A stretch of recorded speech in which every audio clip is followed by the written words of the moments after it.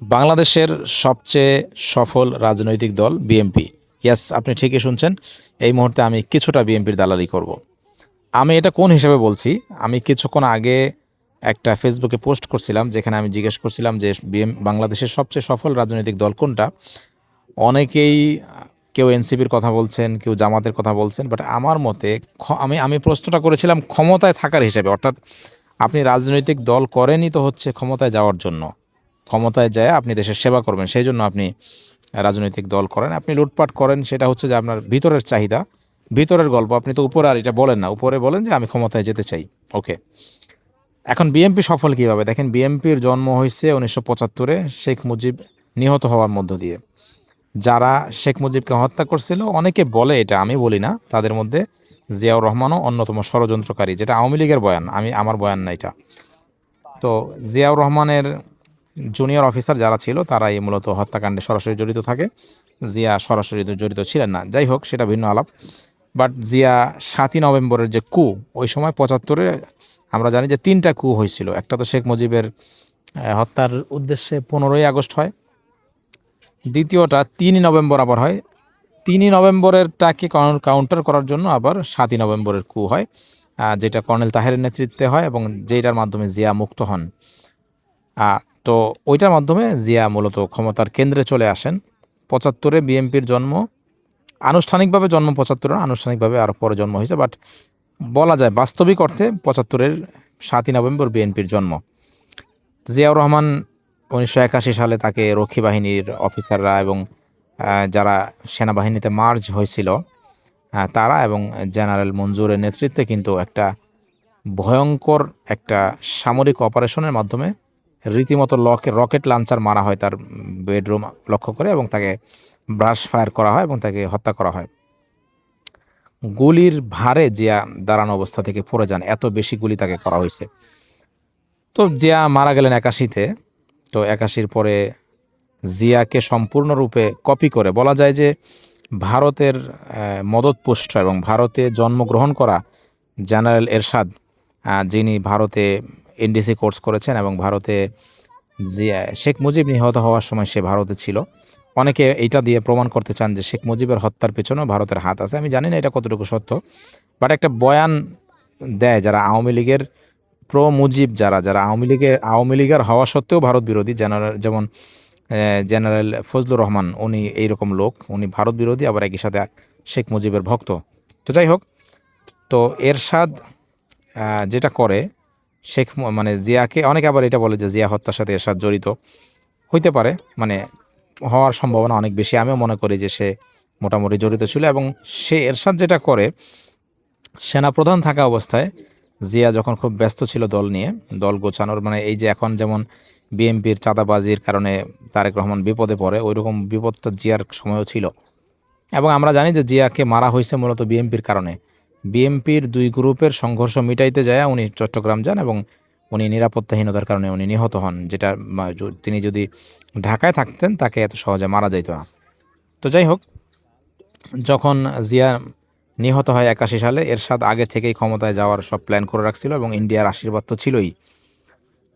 তো এরপরে এরশাদ ক্ষমতায় আসে এবং মজার ব্যাপার হলো 91-তে হাসিনা এবং খালেদা, বিএনপি এবং আওয়ামী লীগ দুইটা দলই যারা ক্ষমতার স্বাদ গ্রহণ করছে আগে, এই লোকগুলো ক্ষুধার্ত হয়ে পড়ে। এখন তো আমরা অনেকে বিএনপিকে ক্ষুধার্ত বলি, বাট ওই সময় আওয়ামী লীগ এবং বিএনপি দুই দলই ক্ষুধার্ত ছিল।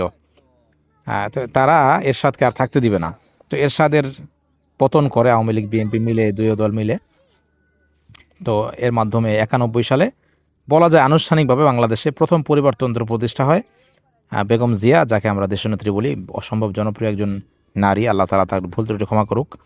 উনি কিন্তু পারিবারিক ধারাবাহিকতায় উনি বিএনপির হাল ধরেন। অ্যাকচুয়ালি দেখেন, ওনার কিন্তু রাজনীতিতে আগ্রহ ছিল না, উনি রাজনীতিতে আসতে চান নাই, কিন্তু বিএনপির যে দলবল, বিএনপি দলটা যে ক্ষুধার্ত, এই দল ওনার হাতে পায়ে ধরে উনি একজন সাধারণ নারী, একজন গৃহিণী, ওনাকে কিন্তু বিএনপি এই নেতারা তাকে ক্ষমতায় নিয়ে আসে। সো যেটা হইল যে জন্ম থেকে 5 বছর বিএনপি ক্ষমতায় থাকলো, বা 6 বছর, তারপরে 10 বছর গ্যাপ দিয়ে বিএনপি আবার 5 বছর ক্ষমতায়। তাহলে দেখেন, বিএনপির রাজনীতি শুরু হইল 75-এ, তো তো 75 থেকে 81 তারা 6 বছর ক্ষমতা চালাইলো। তারপরে আবার 10 বছর গ্যাপ দিয়ে আবার 91-তে তারা ক্ষমতায় আসলো। 91 থেকে 96 তারা ক্ষমতায় থাকলো। তারপর আবার আওয়ামী লীগ আসলো। পরিবারতান্ত্রিক বাংলাদেশের দ্বিতীয় পরিবার, মুজিব পরিবার হিসেবে তার সিরিয়ালে আগে আসা উচিত ছিল, বাট তার ব্যাড লাকটা খারাপ। এই জন্য হাসিনার প্ল্যান ছিল যে 91 ক্ষমতায় আসবে, কিন্তু এখানে ইন্ডিয়ার পুরাপুরি প্ল্যানটা কার্যকর হয় নাই। তো যার কারণে হাসিনা আসতে পারে নাই। তো 96-তে হাসিনা আসে। আমরা পারিবারিক ধারাবাহিকতায় ফিরে যাই, পরিবারতান্ত্রিক রাজনীতিতে।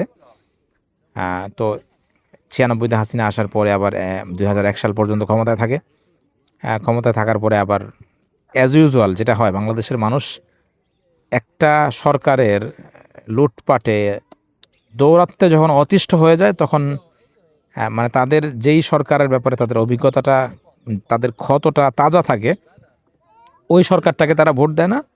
আগের সরকার যেটা তাদেরকে জুলুম করছে, বাট তার জুলুম মানুষ ভুলে গেছে, তাদেরকে মানুষ আবার ক্ষমতায় নিয়ে আসে। অর্থাৎ বাংলাদেশে আপনি রাজনীতি যদি ক্ষমতায় যেতে চান, আপনার খুব বেশি ভালো হওয়ার দরকার নেই। আপনার প্রতিপক্ষ যে সে যত খারাপ হবে সেটা আপনার জন্য প্লাস পয়েন্ট হবে। আওয়ামী লীগের ক্ষেত্রে যেটা হয়েছে, 24-এ আওয়ামী লীগের পতন হয়েছে, বিএনপির কিন্তু কিছুই করতে হয় নাই। তারা বিরোধী দল থাকা অবস্থায় কোনো আন্দোলনও করে নাই। তারা বসে আছে যে আওয়ামী লীগের পতন হইলে অটোমেটিক তাদের কপাল খুলবে।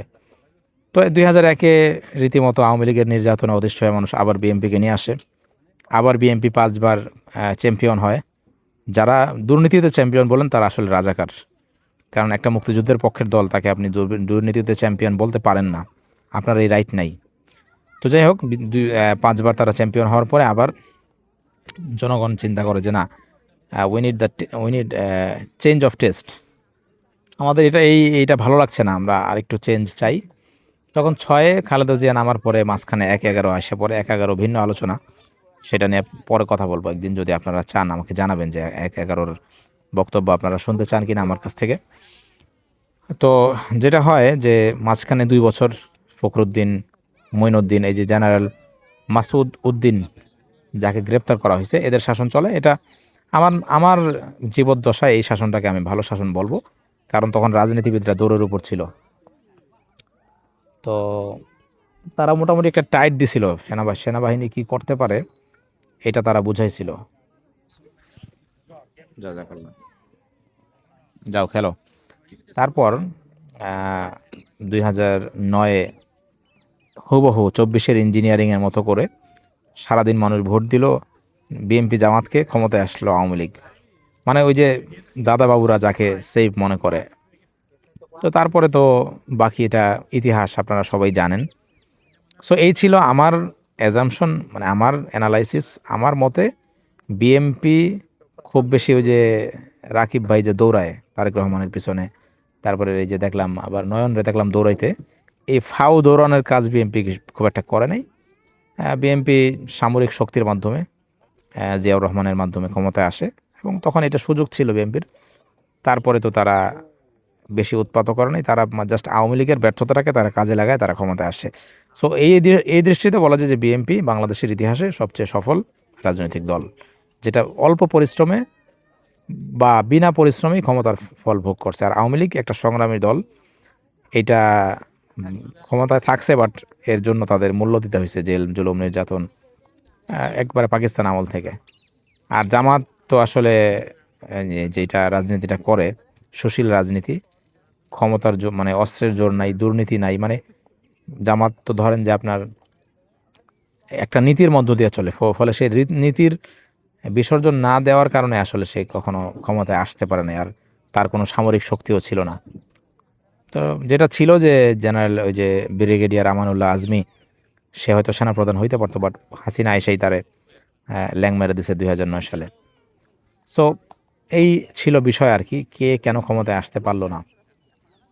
ভালো থাকবেন, আপনাদের মতামত জানাবেন, যৌক্তিক সমালোচনা করবেন। আল্লাহ হাফেজ।